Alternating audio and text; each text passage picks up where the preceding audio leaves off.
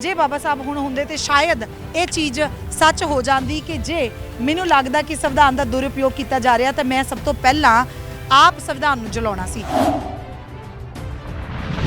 कहते हैं कि अंग्रेज गलत थे। अंग्रेज इतने समझदार थे कि अंग्रेजों ने अपने वफादारों को अपने साथ नहीं लेके गए। अंग्रेज जानते थे कि ये दोगले हैं, जिस देश में जाएंगे उस देश को खोखले कर देंगे। इन्होंने जितने अंग्रेजों की गुलामी की जाए, कांग्रेस हुई और बीजेपी, कांग्रेस ने ही बीजेपी बनाया।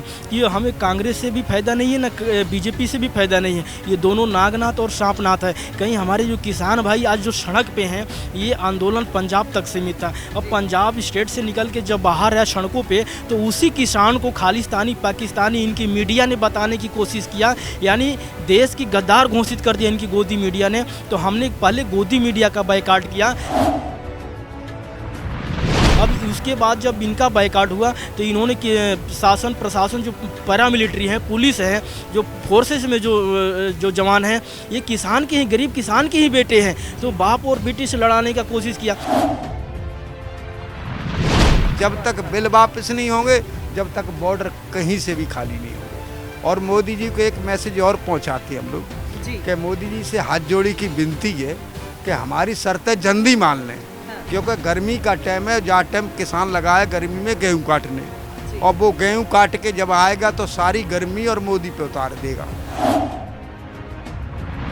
आज जो सरकार बैठी है, दिल्ली सरकार जो बैठी है, उसको मैसेज पहुंचा रही है। क्या मैसेज? हम ये मैसेज पहुंचा रहे हैं कि हम बॉर्डर पे बैठ के भी फसल कर सकते हैं।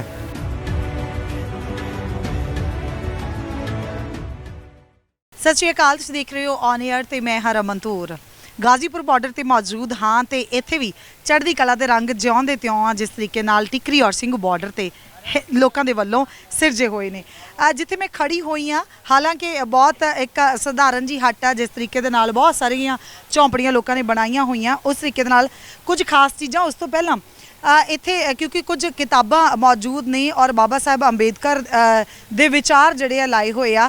दो तीन चीज़ां जड़ियां बहुत सोहने तरीके नाल ध्यान खिंचदियां। लिखा होया कि मैं ऐसे धर्म को मानता हूँ जो स्वतंत्रता, समानता और भाईचारा सिखाता है। ये जड़िया बाबा साहब की फोटो नाल लगी हुई आ। अगली जड़ा विचार है वो लिखा होया कि यदि मुझे लगा कि संविधान का दुरुपयोग किया जा रहा है तो इसे सबसे पहले मैं जलाऊँगा।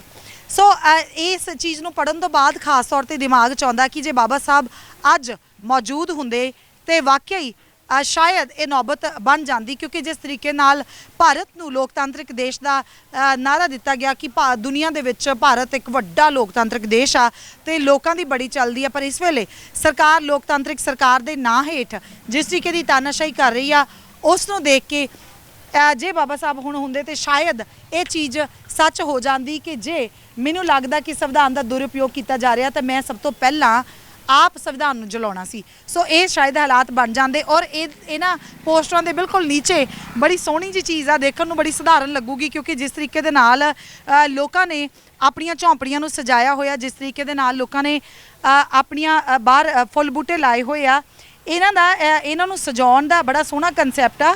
और सिर्फ महज सजावट नूं फुੱਲ बूटे नहीं आ, दो तीन चीज़ां बड़ियां सोहणियां दसियां इन्हां ने, ਉਹਦੇ बारे च गल करते हैं। नमस्कार भैया, ये सारा कुछ किसने बनाया है? ये हम दो साथी हैं, एक मेरा साथी और है, और हम दोनों ये कम्युनिस्ट पार्टी से ही है जी। और ये बम्बू का ही काम करते हैं। जितने फारे हैं, झोंपड़ियाँ हैं फैंसी, हम बम्बू का ही काम करते हैं। तो यहाँ हमने ये फारे जो दो तीन हमने बनाए, और कुछ पेड़ भी लगाए, अमरूद के हैं, ये है, तो यही हम काम करते हैं। तो ये कैसे आइडिया आया कि क्योंकि ये पानी का ये पूरी डेकोरेशन है, यहाँ पे खड़े होके गर्मी में कुछ फील नहीं होता, ठंडक महसूस होती है, अच्छा लग रहा है कुछ, तो कैसे लगता है कि ये पानी वाला आइडिया इतना जो सर्कल घुमाया, कैसे कैसे काम करता है ये सारा? सब में एक ही मशीन होती है जी, एक ही मशीन सब में पानी पहुँचाती है, एक ही मशीन पहुँचाती है। ये हमारे दिमाग में मैंने सीखा था ये काम जी। हाँ, और हम तो आसाम भी गए इस काम को सीखने के लिए, यहाँ दिल्ली में भी सीखने को मिलता है।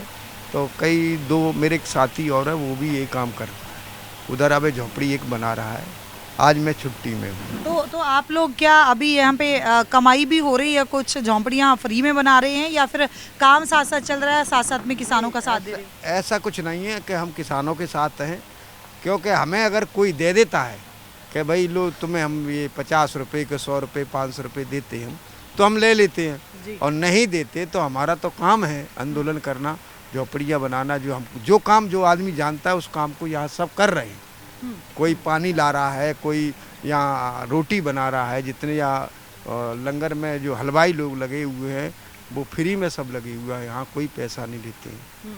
हम खाना है लंगर में खा लेते हैं, तो हमें कोई खाना खिलाता है तो हम किसी की झोपड़ी बना देते हैं। बेसिकली आप हो कहाँ से? वैसे तो हम यूपी से है, हाँ, जिला आगरा, तहसील बास से। तो काम यही करते हैं, बाम्बू का ही काम करते हैं? हाँ, बम्बू का ही काम करते हैं हम। उस तरफ होता है इतना ज़्यादा? नहीं, हम तो शहरों में करते, दिल्ली में करते, ग्रेटर नोएडा में करते हैं, उत्तराखंड है, हिमाचल है, इन बर्फी इलाके में जहाँ बर्फ़ ज़्यादा पड़ती है वहाँ अक्सर करके बांस की झोपड़ियाँ ही बनती हैं। तो अब आप यहाँ पे लंबे समय से रह रहे हो, तो आइडिया आया यहीं पे रिहाइश है आपकी ये सब बनाने का। और मैंने आज एक चीज़ खास देखी है, यहाँ पे सिर्फ फूल नहीं है, कुछ ऐसे पौधे भी लगाए हैं जिनका फ़ायदा है। कौन कौन से लगे हुए हैं? हमारे यहाँ तो अमरूद के पेड़ है, मिर्च का पेड़ है, बैंगन का पेड़ है, और ये पत्तेदार पेड़ है।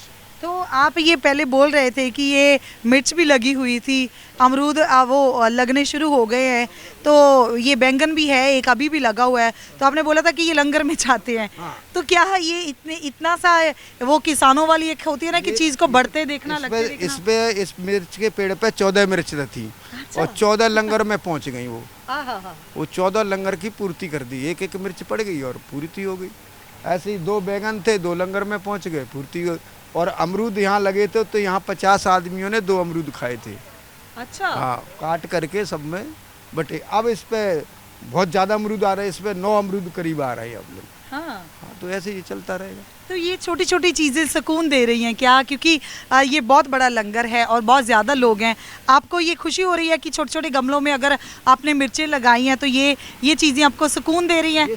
सुकून दे रही हैं। और एक इसके द्वारा हम अब आज जो सरकार बैठी है, दिल्ली सरकार जो बैठी है, उसको मैसेज पहुंचा रहे हैं। क्या मैसेज? हम ये मैसेज पहुंचा रहे हैं कि हम बॉर्डर पे बैठ के भी फसल कर सकते हैं। हम बॉर्डर पे बैठकर भी, और ज़्यादा दिन रहे तो हम लोग यहाँ धान भी उगा लेंगे, क्योंकि इधर जो जंगल पड़ा है ना उसे सब काट के, हम तो किसान हैं तो हम वहाँ भी गेहूँ खेती कर लेंगे, पर बॉर्डर खाली नहीं होंगे। जब तक बिल वापस नहीं होंगे, जब तक बॉर्डर कहीं से भी खाली नहीं होंगे। और मोदी जी को एक मैसेज और पहुंचाते हैं हम लोग कि मोदी जी से हाथ जोड़ी की विनती है कि हमारी शर्तें जल्दी मान लें। हाँ। क्योंकि गर्मी का टाइम है, जहाँ टाइम किसान लगाए गर्मी में गेहूँ काटने, और वो गेहूँ काट के जब आएगा तो सारी गर्मी और मोदी पे उतार देगा। इतना खिजाब बैठा है। सही रहेगा सरकार के लिए। और आपके कैमरा के माध्यम से हम सरकार को यही संदेश देंगे, देखिए जो सरकार है ये मनुवादियों की सरकार है, ये संविधान को फॉलो करने वाली नहीं। ये बंच ऑफ थॉट जो MS गोलवलकर ने लिखा था, ये हेड गोवार, इन्होंने जितने अंग्रेज़ों की गुलामी की, चाहे कांग्रेस हुई और बीजेपी, कांग्रेस ने ही बीजेपी बनाया। ये हमें कांग्रेस से भी फ़ायदा नहीं है ना बीजेपी से भी फ़ायदा नहीं है, ये दोनों नागनाथ और सांपनाथ है। कहीं हमारे जो किसान भाई आज जो सड़क पे हैं, ये आंदोलन पंजाब तक सीमित था। अब पंजाब स्टेट से निकल के जब बाहर है सड़कों पे, तो उसी किसान को खालिस्तानी पाकिस्तानी इनकी मीडिया ने बताने की कोशिश किया, यानी देश की गद्दार घोषित कर दिया इनकी गोदी मीडिया ने। तो हमने पहले गोदी मीडिया का बायकाट किया कि हमारे आंदोलन के बीच कृपया आप आने की कोशिश मत कीजिए। अब उसके बाद जब इनका बायकाट हुआ तो इन्होंने शासन प्रशासन जो पैरामिलिट्री है, पुलिस है, जो फोर्सेस में जो जवान हैं, ये किसान के ही, गरीब किसान के ही बेटे हैं, तो बाप और बेटी से लड़ाने का कोशिश किया। अभी देख लीजिए देश के अंदर जो भी तमाम घटनाएं घट रही है, 2019 का इलेक्शन जीतने के लिए पुलवामा में 50 जवानों को शहीद करवा दिया।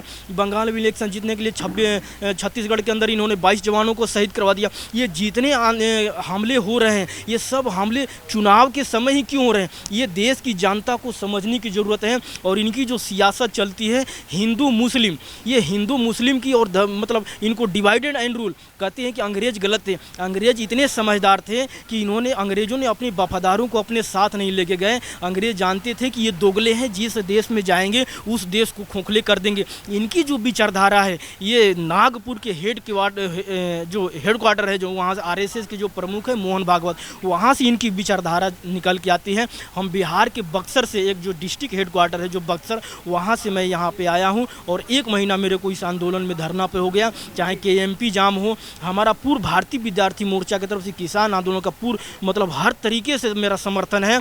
और हमारा एक ही मांग है कि जब तक ये बिल वापस नहीं होगा, एमएसपी पे गारंटी नहीं मिलेगी, तब तक हम घर वापस नहीं जाएंगे। क्योंकि ये किसान की नहीं है, देश की 90% जनता की ये भागीदारी है।